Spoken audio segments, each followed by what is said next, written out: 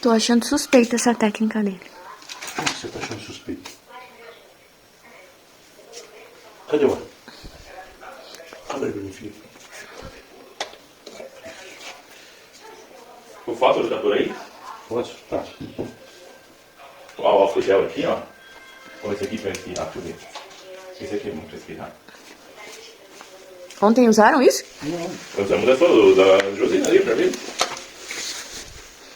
Ah, é? Né? Técnica de descer.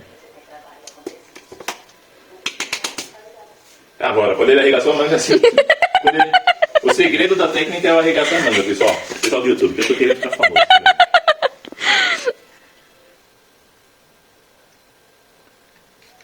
Mas você ajeita as madeiras depois que já acendeu essa fogueirinha aí? A madeira que pega fogo fácil. Foi o que eu perguntei pra ele ontem também. Como assim? Você não já colocou a lenha toda? Ele, não. Peraí.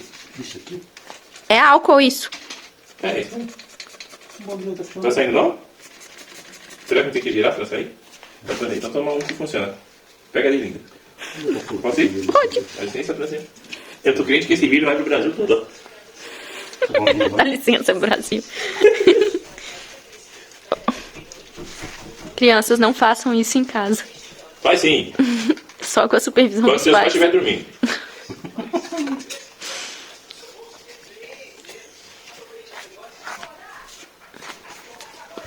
Aqui já dá um alquinho aqui. Né?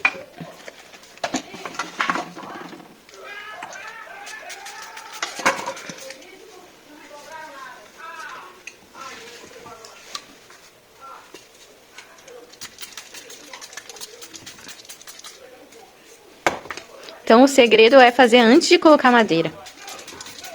Vai ficar mais fácil, né? Uhum. Do que jogar o fósforo no meio do... Não, mas ainda tem o assopro, né, assim. Tem o pulo do gato. Aí só terminar de colocar a lenha, aí... Eu acho que não vai nem precisar hoje. Não, tá, sacanagem, assim. Mas o Brasil quer ver. O Brasil quer ver, você tá maluco? O Brasil quer ver. Vai descer, técnica do... Já pegou já. Ah, E essa madeira aqui? Isso aí deu de novo. Vamos botar ela depois que embrasar ali, ó. E não vai ter sopro. Acabei de soprar. não foi assim ontem não, sacanagem, assim.